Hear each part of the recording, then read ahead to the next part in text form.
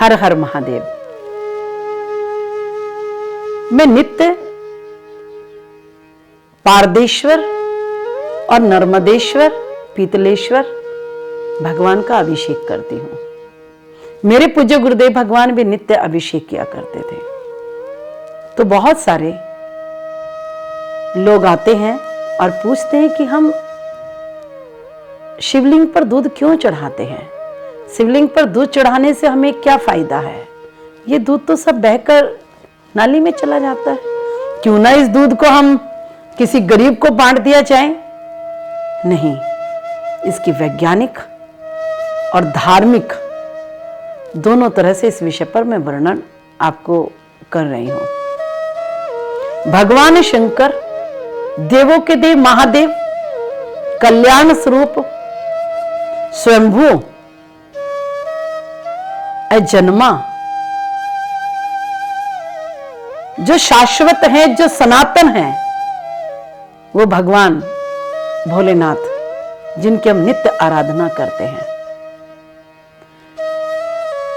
एक पौराणिक कथा के अनुसार जिस समय समुद्र मंथन कर रहे थे दैत्य और देव मिलकर के, उस समय समुद्र के गर्भ से 16 रत्न निकले थे और साथ में ही अमृत का कलश और मदिरा और विष भी साथ में निकला था।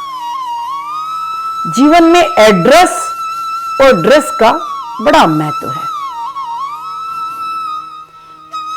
जब ये 14 रत्न निकले तो जब लक्ष्मी जी का प्राकट्य हुआ तो लक्ष्मी जी से का जब प्राकट्य हुआ तो लक्ष्मी जी ने विष्णु जी के गले में माला डाल दी।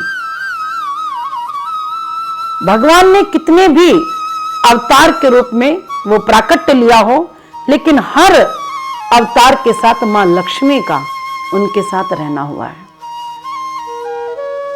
और जब पृथ्वी पर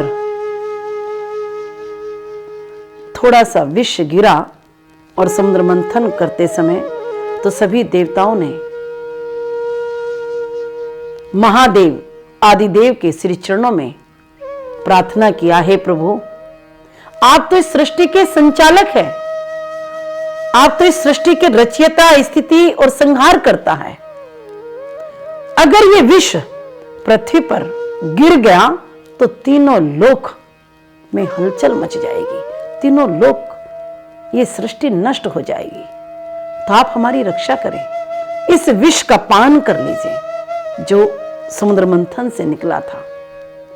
तो समुद्र मंथन से निकला हुआ विष भगवान भोलेनाथ जो इस सृष्टि के पिता है, उन्होंने उस विष का पान कर लिया और उस विष को उन्होंने अपने गले में धारण कर लिया। भगवान गोरे रंग के थे, कर्पूर गौरम करुणावतारम। भगवान गोरे और करुणा के अवतार थे। तो भगवान ने विष को अपने कंठ में रख लिया। विष बुराई भी होती है। अगर आपसे कोई व्यक्ति बुराई कर रहा हो, पर निंदा महापापम पर निंदा महाभयम, अगर कोई आपसे बुराई करता है तो कभी उस बुराई को कंठ से नीचे नहीं उतारना चाहिए, उसे यहीं तक रखना चाहिए। किसी की बुराई करने से महापाप प्राप्त होता है। और विष को भगवान ने गले में धारण कर लिया, इसीलिए भगवान का दूसरा नाम नीलकंठ भी पड़ गया।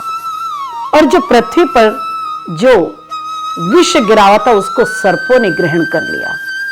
भगवान के अंगों पर सदा विभूषित रहने वाले, भगवान के शरीर का श्रृंगार बनने वाले उन सर्पों ने उस विष को धारण कर लिया।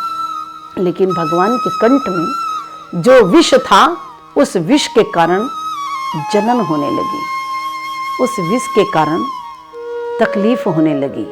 वो विष बड़ा घातक था। सभी देवताओं ने प्रार्थना किया, हे भगवान भोलेनाथ, हे देवों के देव महादेव, हे आदि देव, हे अजन्मा, हे स्वयंभू, आपसे नर्म निवेदन और प्रार्थना है, अगर आप कपिला गाय का अगर दूध को आप ग्रहण कर लें तो आपका ये जहर, ये विष कम हो जाएगा, जलन कम हो जाएगी, आपको ठंडक मिलेगी, आपको शीतलता प्राप्त हो जाएगी, आपको इस दूध को ग्रहण करने के बाद आपको परमानंद मिलेगा। भगवान भोलेनाथ ने कपिला से कहा, हे कपिला, क्या तुम मुझे दूध पिलाना चाहती हो? उन्होंने पूछा तो ने कहा, हाँ भोलेनाथ, मैं तुम्हें दूध पिलाना चाहती हूँ। तो तब कपिला ने उन्हें दूध दिया, और जब दूध भोलेनाथ ने ग्रहण किया तो उस भोलेनाथ ने दूध ग्रहण जब किया तो उनके गले में ठंडक आ गई, उनके गले में शीतलता प्राप्त हो गई।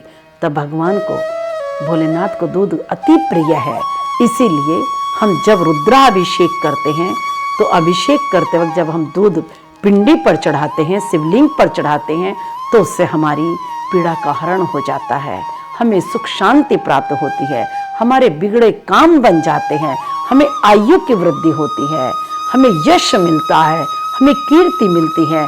भगवान अपने दोनों हाथों से अपने भंडार को खोल देते हैं और जीव का कल्याण करते हैं। जिसने अपने जीवन में तप किया है और त्याग किया है, उसे सदा उच्च स्थान प्राप्त हुआ है, उसे सदा मान प्राप्त हुआ है। सभी देवताओं में केवल एक ही देव है, महादेव, जिसका पूरा परिवार पूजित होता है, इसीलिए से संयुक्त परिवार कहते हैं, इसीलिए से शिव परिवार कहते हैं। क्यों? क्योंकि भगवान शंकर वैराग्य के देवता है, भगवान शंकर ज्ञान के देवता है, भगवान शंकर भक्ति के देवता है, भगवान शंकर कल्याण स्वरूप है, भगवान शंकर आनंद देने वाले हैं, भगवान परमानंद की प्राप्ति करने वाले हैं, भगवान धन धान्य से परिपूर्ण करने वाले हैं, भगवान जीव को ज्ञान के साथ साथ उसके स्वास्थ्य को ठीक रखते हैं। तो इसलिए हमें दूध चढ़ाना चाहिए। अगर कोई व्यक्ति बिस्तर पर लेटा है, कितना भी बीमार क्यों ना हो, अगर भगवान शंकर को दूध चढ़ाते हैं तो भगवान उसकी पीड़ा का हरण कर लेते हैं और उसे निरोगी काया दे देते हैं। हर हर महादेव शंभो।